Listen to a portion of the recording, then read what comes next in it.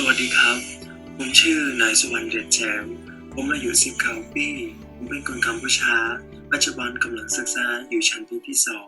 2คณะเศรษฐศาสตร์และบริหารศาสตร์สาขาวิชาบริหารธุรกิจที่มหาวิทยาลัยนานาชาติพารากอนกรุงพนมเปญประเทศกัมพูชาครับ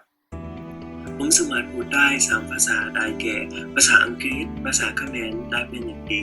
และภาษาไทยพูดได้ในระดับพอใช้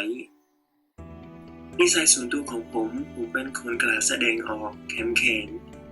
มีความเป็นผู้นำและเข้ากับคนง่ายครับงานอดิเรกของผมชอบ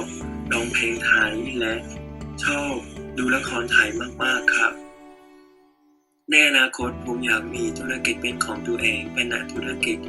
ทำในสิ่งที่ตัวเองชอบประสบความสำเร็จในชีวิตผมครับผมเรียนภาษาไทยเพราะว่าผมอยากติดต่อสื่อสารและทำงานกับคนไทย